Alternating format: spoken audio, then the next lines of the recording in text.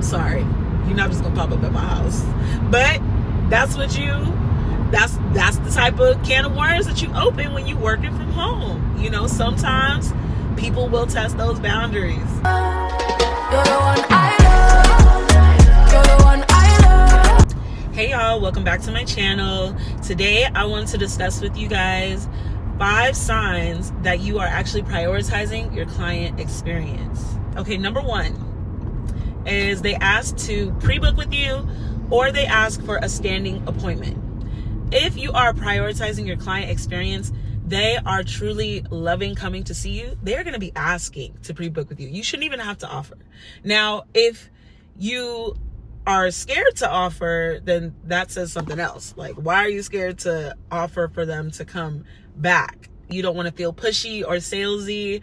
That's like, you are their service provider. You should be comfortable with the fact that you are going to provide a service to them and it's going to cost them some money. So don't be scared to ask them if they want to pre-book, because eventually they'll just get into the habit of it where it's not even a question. As they're getting up out the chair, they're handing you your money, or they're Zelling you, or they're swiping their card and they're asking you, hey girl, can we add on my deposit for the next appointment? And it's just a rolling situation, something they don't have to think about.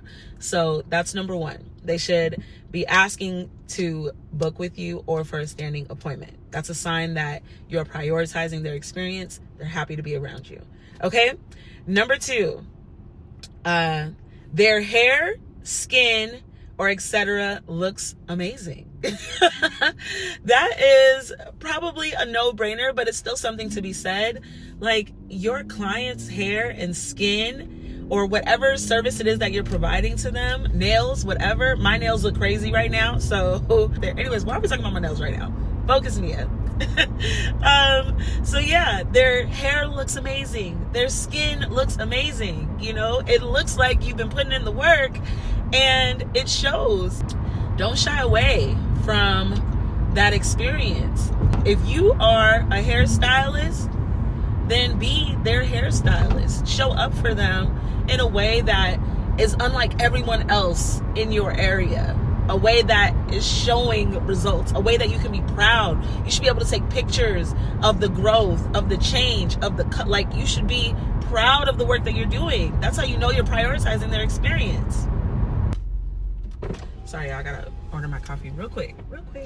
Hi, welcome to Starbucks. When can we get started for you?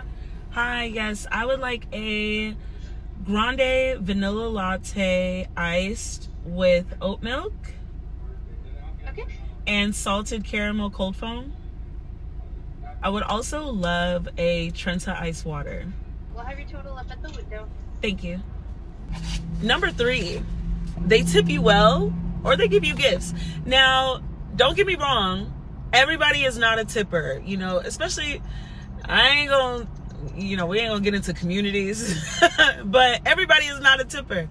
However, if they are tippers, they are tipping you well. The standard for a service provider, they're probably tipping you somewhere around 20 to 30%. Or maybe they're giving you gifts. They're just showing you some form of gratitude outside of the money that they're providing for you. You know, I've had clients bring me birthday gifts, Christmas gifts, you know, they don't even know if I celebrate Christmas, you know, but they just wanted to show me some gratitude. I've had clients bring me food. They know when I'm in the shop, I'm in there all day. They're thinking about you. They're thinking about you outside of themselves. It's not just all about them. They are happy to show you some form of gratitude. Now, ultimately, that does come down to the type of individual that you are bringing into your salon. If you have a lot of clients that have scarcity mindset, or they're always complaining about spending money, things of that nature, you want to kind of assess yourself.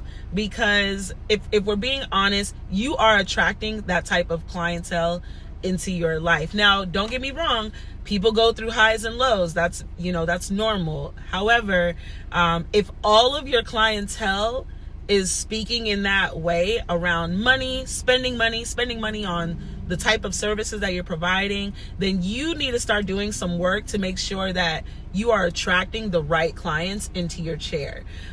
Because the right clients, not only are they going to show you gratitude for the service that you're providing. They're not going to complain about those prices. They're going to find ways to show you that gratitude outside of their service. And it might just be coffee. It could be coffee. Got my coffee, and we are on number 4. I always have notes. They are referring you, or they want to keep you to themselves. A client who truly loves the services that you're providing, especially if you are a busier service provider, they may want to keep you to themselves, but they're gonna voice that. I'm not always the best when it comes to my time management. My clients always have shown me grace in that regard. I'm a Sagittarius, y'all. If you know anything about Sagittarius, one thing we are not is on time, but we gonna be there. Terrible. But anyways, they want to keep you to themselves because they want to make sure that they can get into your chair, or they are just so thankful for the service that you provided, the transformational experience that you provided, that they do actually want to share you. They're referring you, especially those high value clients. Those are the ones that we need those referrals from, honey. The corporate girls, the RN girls, the realtor girlies, the ones who, and not saying that those are the only ones that are high value, but the ones who have the budget, honey, we want them to make sure that they are referring us. We're offering them incentives. Example, like my corporate girlies, they are always willing to send me more corporate girlies because they know that they're going to look professional. They know that their color is going to be on point. They know their hair is going to be on point if they have to hop on camera, whatever the situation is. So they love to refer me to their coworkers and things like that. And that's what we want, right? We want to cultivate an entire clientele of high value clients, not just the one or two here or there. Your clientele should be reflective of who you are as a service provider, and them wanting to refer you to their peers is a great example of that. It's number 4. Number 5, my favorite, and it's that they purchase your offers. They purchase your offers because, for one, they trust you. They know that any offer that you have for them, you have taken the time to really think about how this offer is going to be beneficial for them. It could be a service that you're offering. It could be a new product that you're offering, but they know that this is not something that you are just selling to them just to sell, right? And so we want to make sure that when we are giving these offers to our clients, that we have some integrity about the offers that we present to our clients so they can trust us, and then over time they'll be more willing to purchase whatever it is that we bring to the table, because we know ultimately it's going to elevate their experience, right? So we're taking our time with our offers. Let's say maybe you haven't sold something before, right? You just focused mostly on services for a really long time.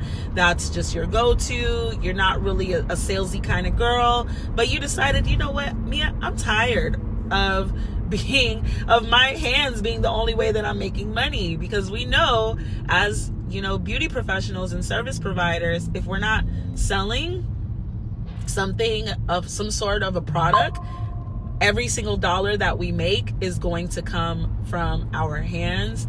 And, that can become cumbersome and tiresome. We can get easily burnt out. So we want to make sure that we're diversifying our income in this industry. And a great way that you can do so is by offering your clients product along with their services. So we want to make sure that we're taking our time about the type of product that we're presenting to our clients. If you're an extension specialist, you've taken the time to find great quality extensions that can color. If you are a lash tech, you're making sure that you're taking your time to find the best quality lashes that aren't going to be heavy or weighing down on your client's eyelids. So we want to make sure that everything we're putting onto our clients' bodies is going to be beneficial for their hair, their skin, their nails, whatever type of beauty service we're providing. And those are the top 5 signs that you are prioritizing your client experience. But I was going to also touch on moving into a salon suite or a salon or some sort of a professional building. I would say that is an honorable mention. Even though you can provide a great experience from your home, you guys know I was a kitchen beautician for 3 years, before I went to cosmetology school.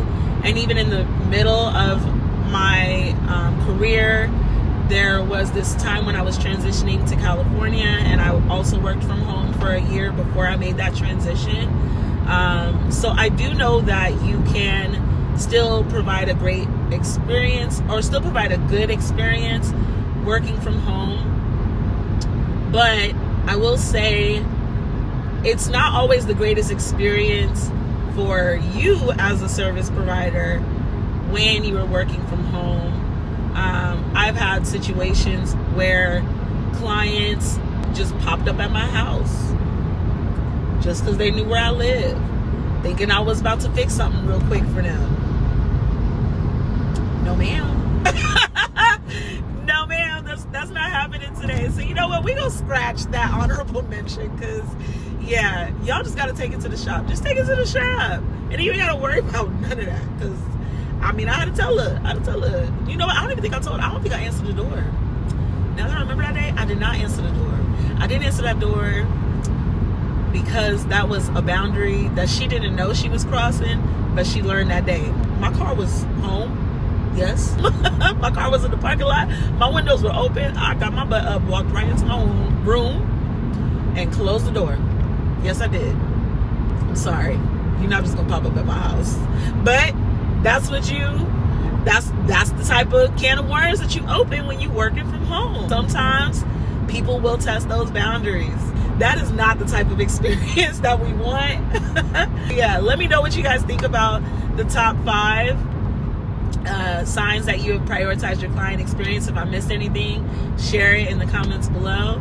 And again, my name is Mia Mo, and this is Mogul Makeovers, and I will see you guys next time. Ciao.